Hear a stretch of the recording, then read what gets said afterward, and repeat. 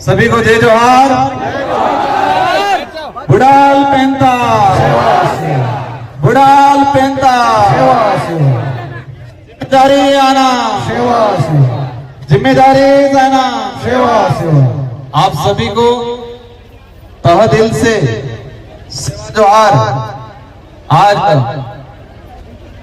राजस्थान से नागांव, बस्तर, छत्तीसगढ़ 1,500 किलोमीटर दूर से आपने मुझे दिल से आमंत्रित किया और मुझे एक सौभाग्य मिला।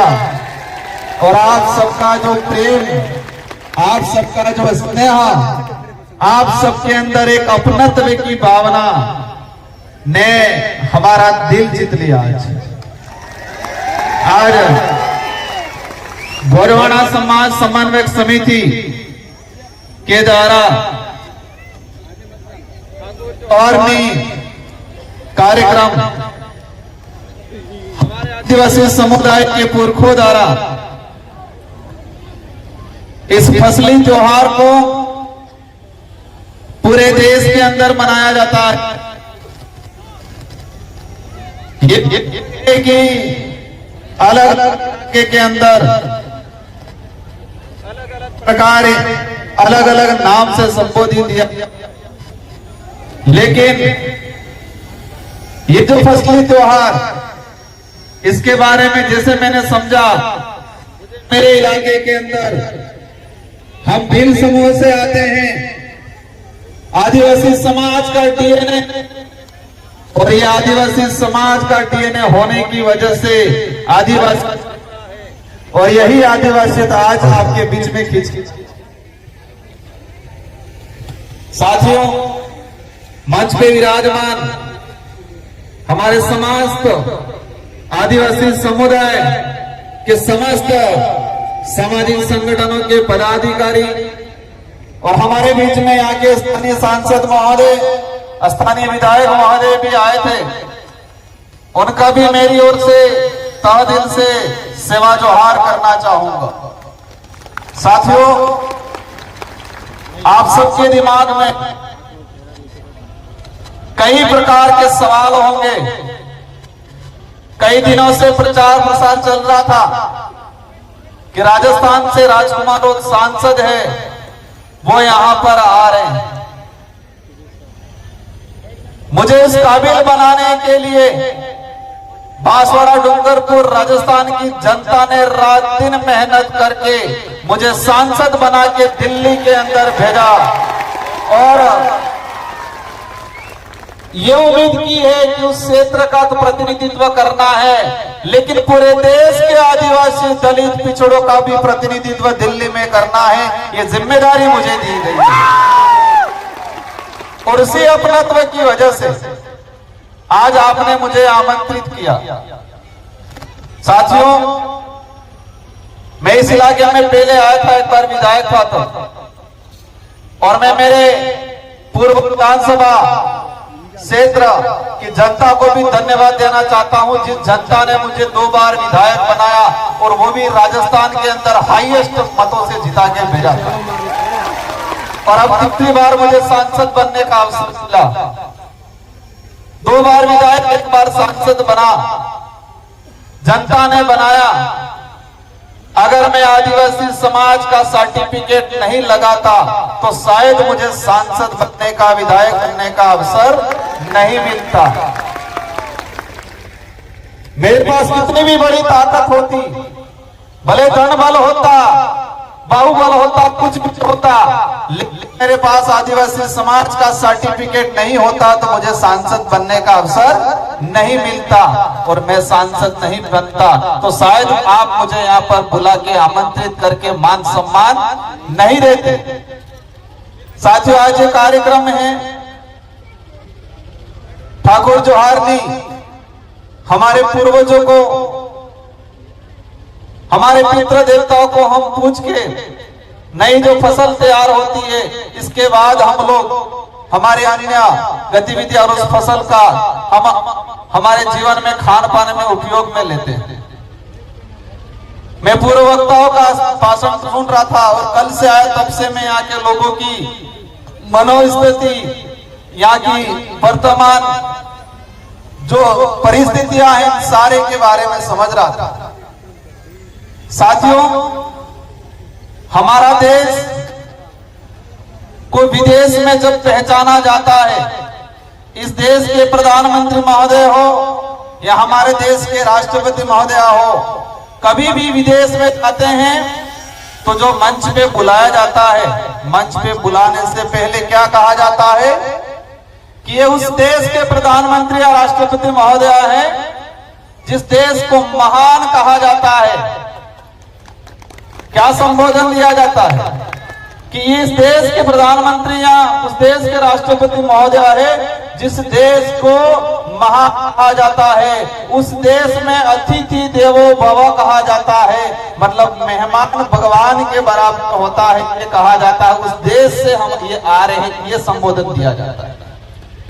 ये संबोधन दिया जाता है कि भारत देश में विविधता होने के बावजूद, अनेक धर्म, अनेक संस्कृति, अनेक जाति होने के बावजूद भारत देश के अंदर एकता है, ये परिचय देके हमारे यहाँ के प्रधानमंत्री महोदय को विदेश में संबोधित किया जाता है।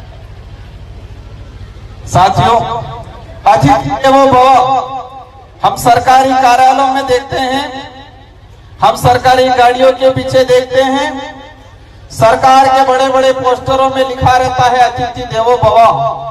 मतलब हमारे गांव में, हमारे जिले में, हमारे देश में जो आया मेहमान, उसको भगवान के बराबर माना जाता है।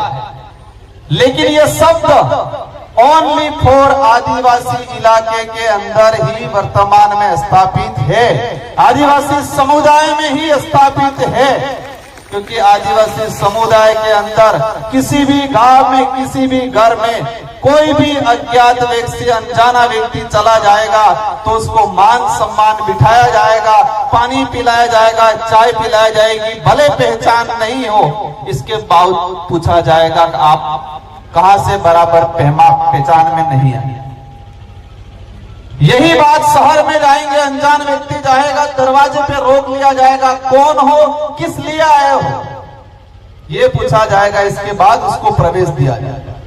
तो अतिथि देवो जो भव शब्द है वो कहीं न कहीं आदिवासी समुदाय की संस्कृति, समुदाय के रीति रिवाज और आदिवासी समुदाय के अंदर जिस तरह से हमारे अतिथि को आज एक देवो भव शब्द के संबोधन के हिसाब से लाया गया, तो ये अतिथि देवो भव आदिवासी समुदाय की संस्कृति से निकला हुआ शब्द है जो विदेश में आज प्रचलन में और हमारे देश का एक मजबूत शब्द के रूप में यूज किया जाता है। साथियों, एक सवाल आपके अंदर भी है, मेरे अंदर भी है कि सांसद देश में बहुत हैं, हमारे छत्तीसगढ़ में भी हैं, लेकिन आपने मुझे यहां पर क्यों बुलाया और मैं यहां पर क्यों आया, ये सवाल है। मैं जो समझता हूं कि मैं जो सांसद के रूप में हूं, लेकिन मैं ये समझता हूं कि मुझे जिम्मेदारी मिली है, जिस समाज का सर्टिफिकेट लगा के मुझे सांसद बनाया गया है, उस समाज का कर्ज उतारना है, ये सोच के मैं रात दिन मेहनत करता हूं, काम करता हूं, इसीलिए आपने मुझे यहां पर बुलाया। साथियों, हमारे समाज की अगर बात करें ऐतिहासिक पृष्ठभूमि की,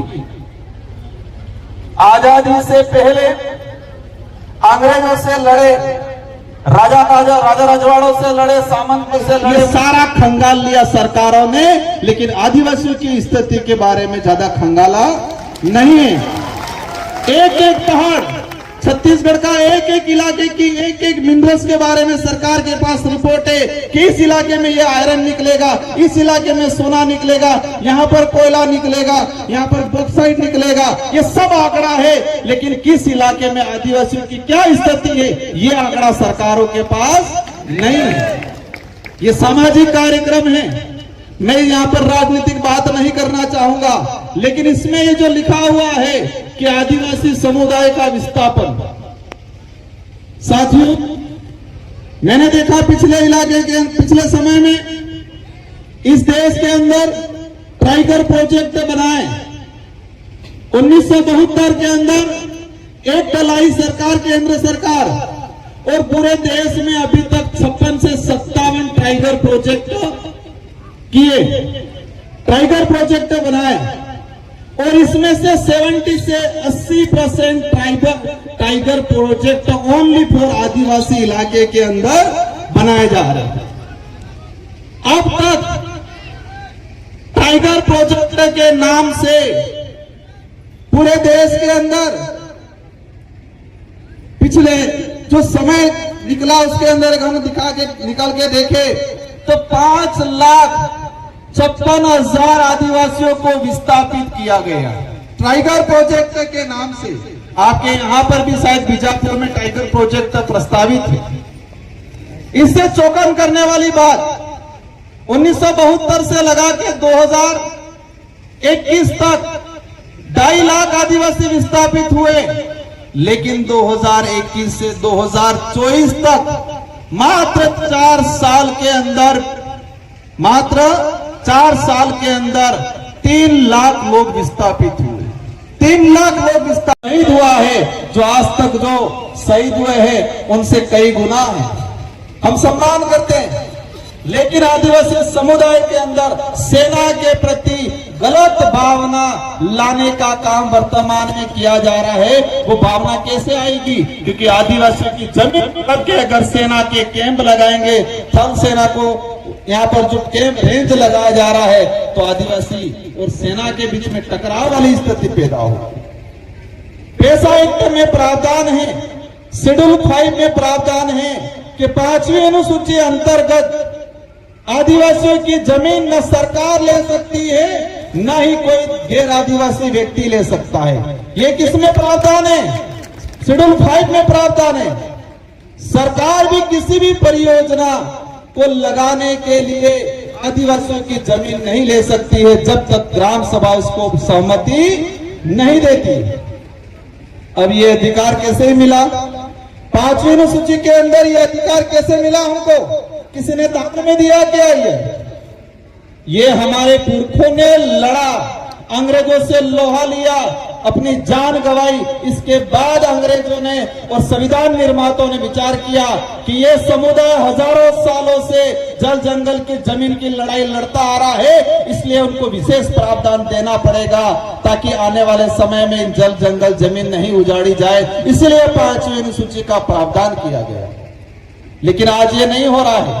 पैसा एक्ट की पालना नहीं हो रही है, शेड्यूल 5 के प्रावधानों की पालना नहीं हो रही है। बिना सहमति के हर जगह पे, मैं हसदेव गया था बीच में जब विधायक था, वहां पर जाके देखा फर्जी ग्राम सभा बना दिया गया। सरपंच को, ग्राम पंचायत को पता ही नहीं है, फर्जी ग्राम सभा बना दिया गया। इस तरह की जो गतिविधियां हो रही है, इस मंच पे विराजमान सामाजिक संगठन और सभी पार्टियों के पदाधिकारियों का कर्ज अदा करने का आपको काम करना है आने वाले समय में। हम चाहते हैं हमारे देश का विकास हो, हम भी चाहते हैं हमारा देश विश्व में सबसे बड़ी ताकतवर शक्ति बने,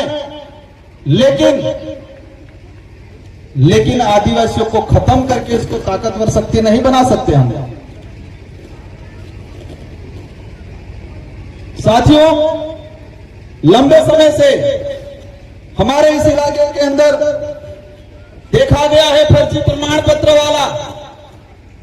कुछ लोग आदिवासियों से नफरत करते हैं, लेकिन रिजर्वेशन का लाभ लेने के लिए फर्जी प्रमाण पत्र पूरे देश में बनाए जा रहे हैं। आपके बस्तर में भी बनाए जाते होंगे, छत्तीसगढ़ में भी बनाए जा रहे हैं, पूरे राज्य में बनाए जा रहे हैं। साथियों, प्रमाण पत्र क्यों मिला हमें? हमारे यहाँ कपाल पे या हमारे पीछे कहीं लिखा नहीं है का आप आदिवासी? कहीं लिखा हुआ है क्या? एक तो डीएनए से पता चलेगा, दूसरा संस्कृति से पता चलेगा, कल्चर से पता चलेगा, पूजा पद्धति से पता चलेगा। लेकिन धीरे धीरे देश के अंदर हम देख रहे हैं कि हमारी संस्कृति पे कलम चढ़ाने का काम हो रहा है, हमारी पूजा पद्धति पे कलम चढ़ाने का काम हो रहा है। और धीरे धीरे हम पढ़े लिखे कई लोग संस्कृति को भूलने की बात भी किया जाता है। साथियों, एक लंबे समय से एक जंग छिड़ी रहती है पूरे देश के अंदर। मैं सांसद बन के गया और मैंने संसद के अंदर बोला कि आदिवासी समुदाय धर्मपूर्ण समुदाय। हमारे संचालक महोदय कह रहे थे कि यहां पर हमें ये राजनीतिक मंच नहीं है, ना ही ये धार्मिक मंच है, लेकिन ये ज्ञापन दिया, उसमें मुझे लिख के दिया गया कि आदिवासी धर्म कोड लागू करने पर, इस ज्ञापन में दिया गया है कि आदिवासी धर्म कोड जारी किया जाए। जब इस बात काफी भूचाल आता है, पता नहीं माइक में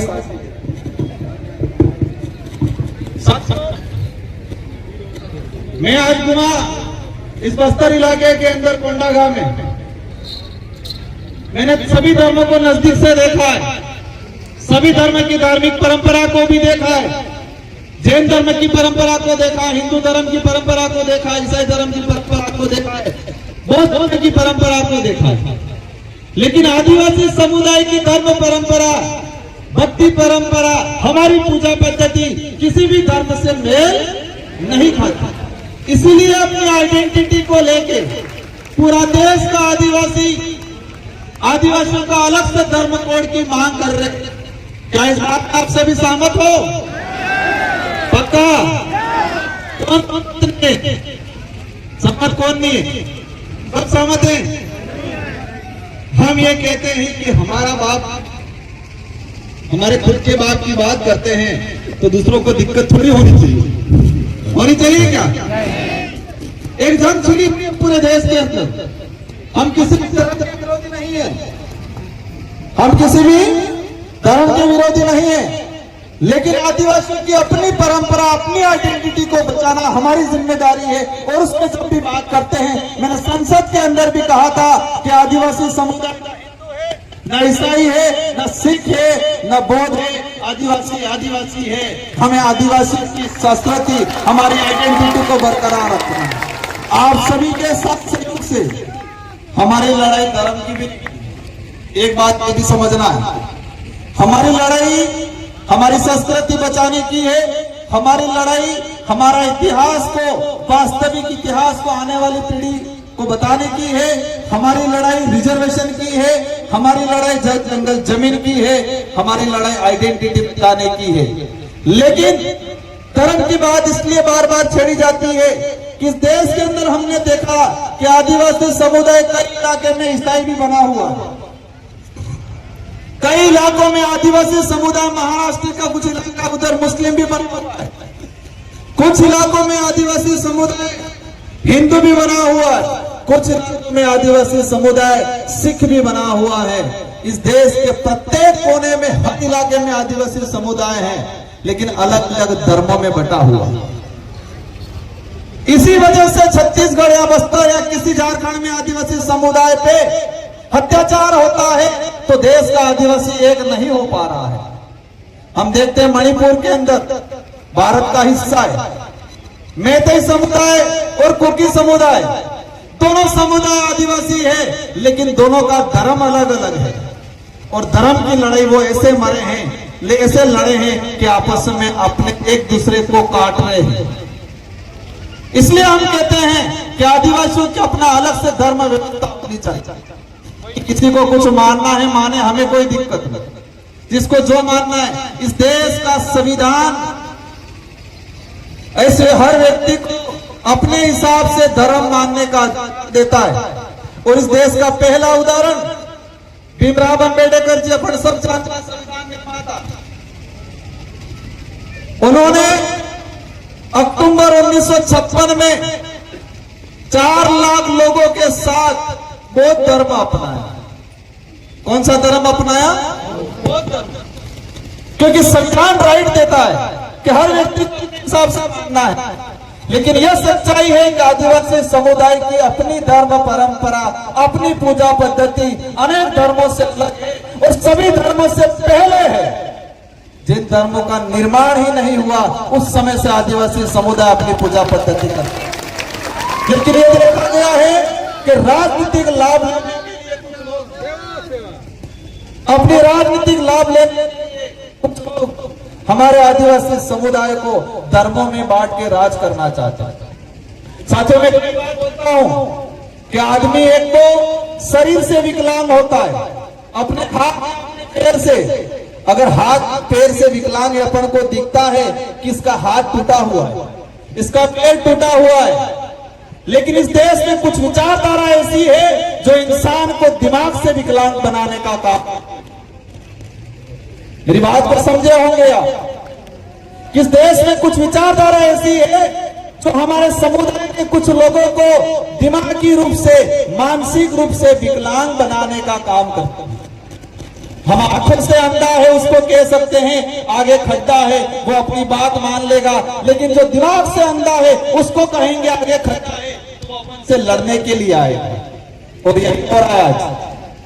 आप जब अधिकारों की बात करोगे, आप जो संस्कृति की बात करोगे, आप आदिवासी धर्म कोड की बात करोगे, सबसे पहले आपका जो मानसिक रूप से विकलांग है वो आपके सामने आके खड़ा रहेगा, आपसे लड़ेगा।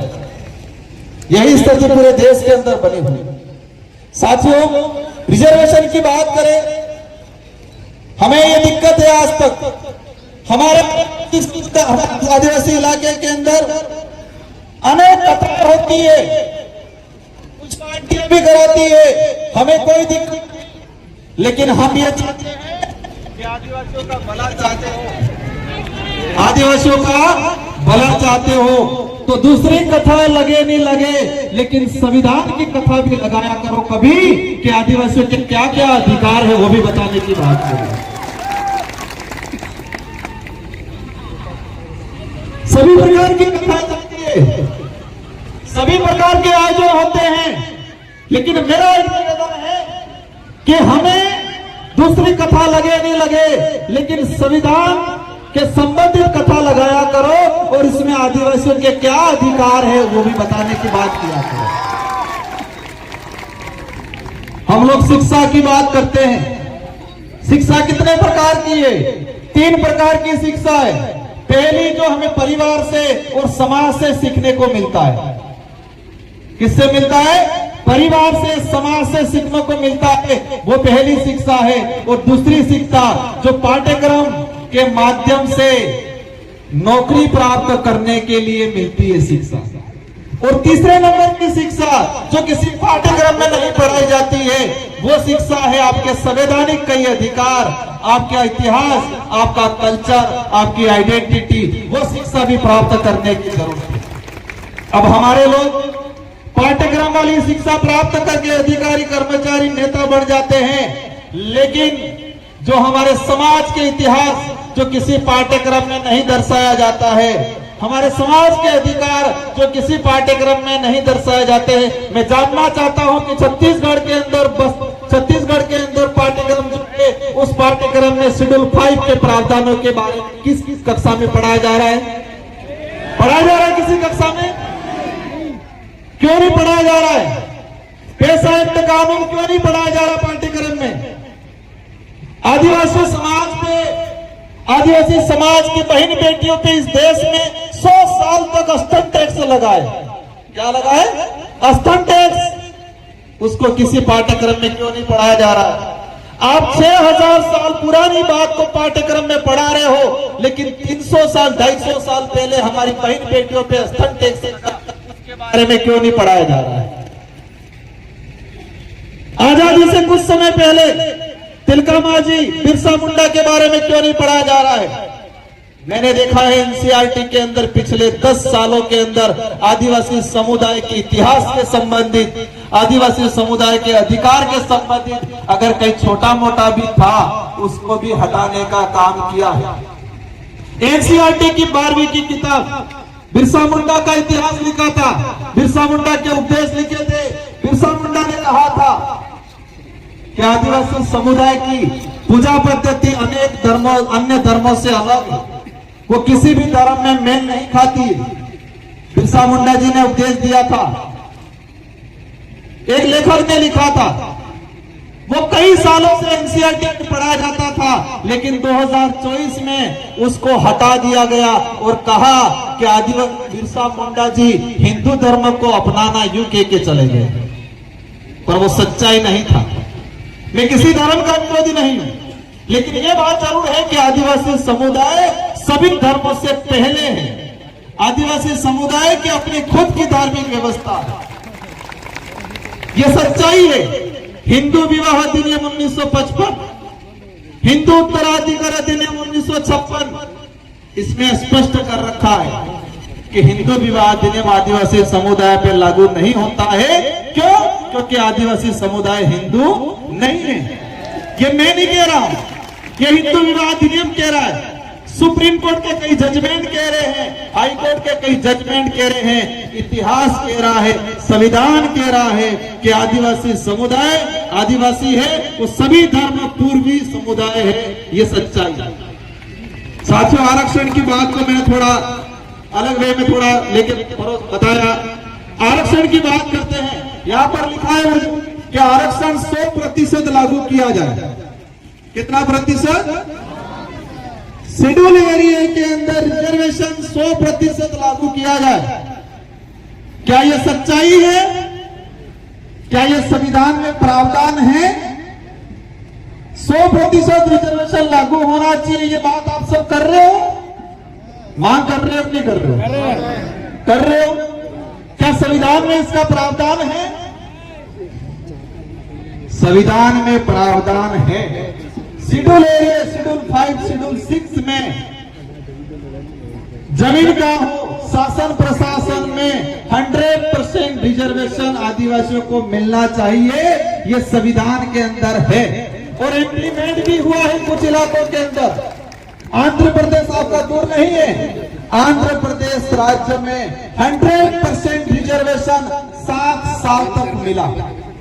शेड्यूल एरिया की कोई भी भर्ती एक्सल 1 से एक्सल 9 तक की भर्ती में 100% अगर 150 सीटें आई है थर्ड ग्रेड टीचर की, तो 150 ही 50 आदिवासियों से भरी जाएगी। ये प्रावधान है और आंध्र प्रदेश में 7 साल तक लागू रहा। आंध्र प्रदेश के लोगों को मिला।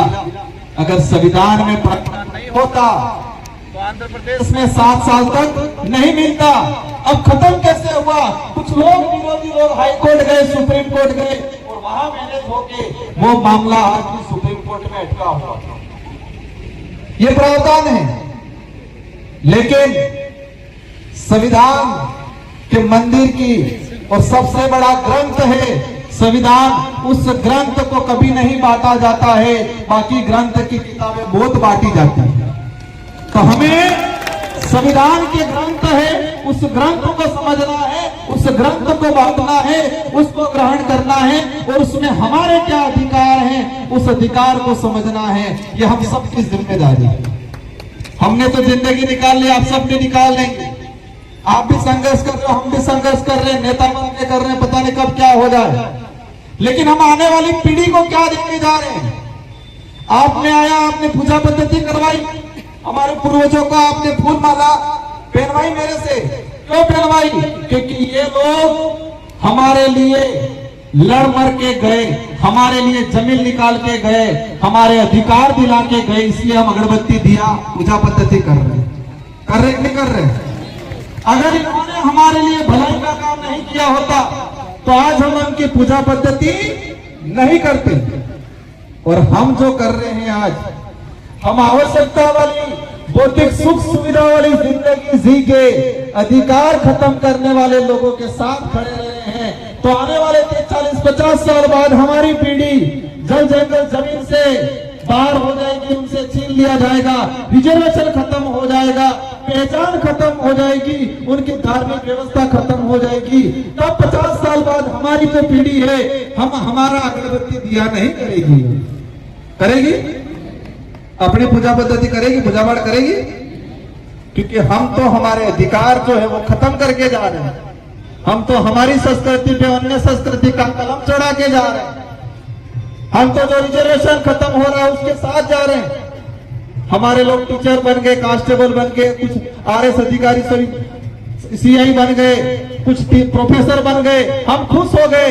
लेकिन देश के अंदर सुप्रीम संस्था है, IITN है, IIM है, विश्वविद्यालय है, वहां पर छत्तीसगढ़ का एक भी आदिवासी प्रतिनिधित्व नहीं है IITN में। पूरे देश के IITN जो हैं, पूरे देश के विश्वविद्यालय हैं, यहाँ पर आदिवासियों का प्रतिनिधित्व 2.5% है आज भी। अगर 100 प्रोफेसर हैं विश्वविद्यालय में तो वहां पर 2 से 3% आदिवासियों का प्रतिनिधित्व है, और उसमें भी देखा जाए तो हमारे इलाके का आदिवासियों का प्रतिनिधित्व आज भी नहीं है।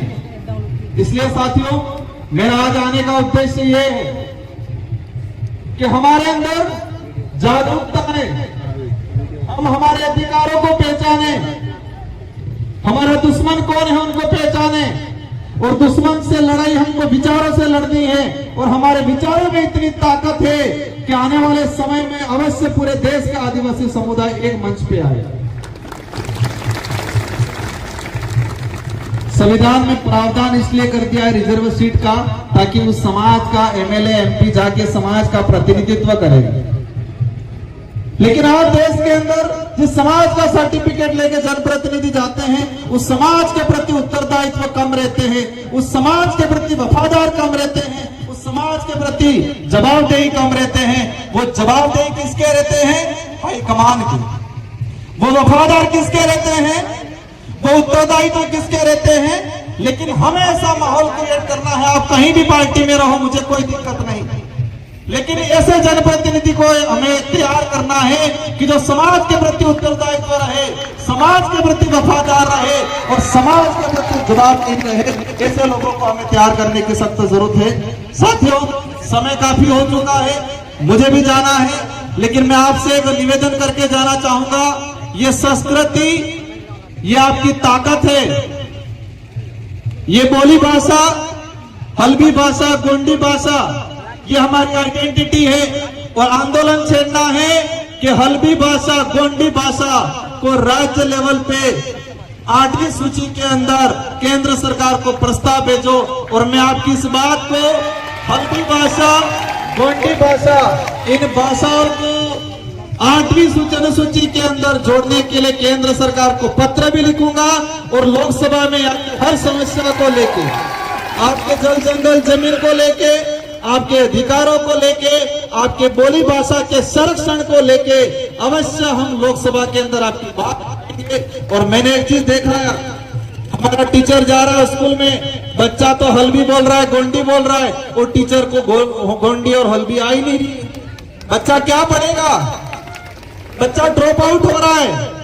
इसलिए सरकार से मांग करनी है, मेरी ओर से भी मदद करूंगा कि जो भी टीचर लगाया जाए, या तो अलग से एक पद क्रिएट किया जाए जो हल्बी या गोंडी भाषा को जानता हो, उस भाषा से संबंधित टीचर लगना चाहिए हमारे आदिवासी इलाके के।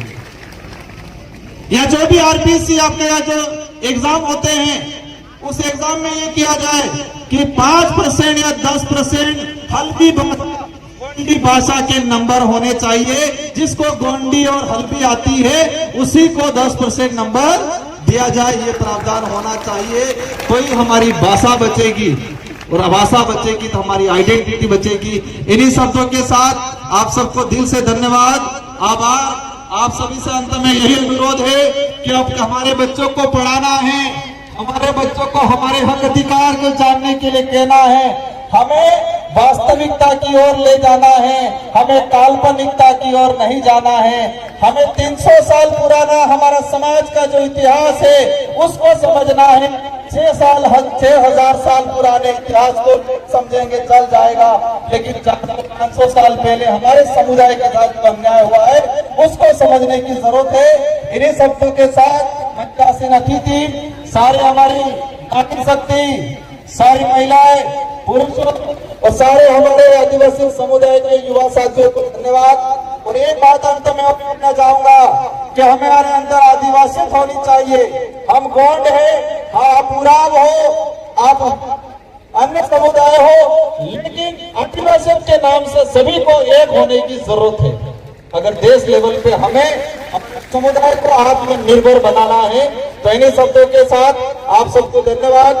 मेरे बड़े राजस्थान से सांसद हो, लेकिन छत्तीसगढ़ की, बस्तर की कोई भी बात आएगी, हम लोग राजस्थान के अंदर आंदोलन करेंगे और देश की संसद के अंदर भी आपकी बात को उठाएंगे। इन्हीं शब्दों के साथ आप सबको धन्यवाद, आभार। जय जवाहर, जय भारत, जय संविधान।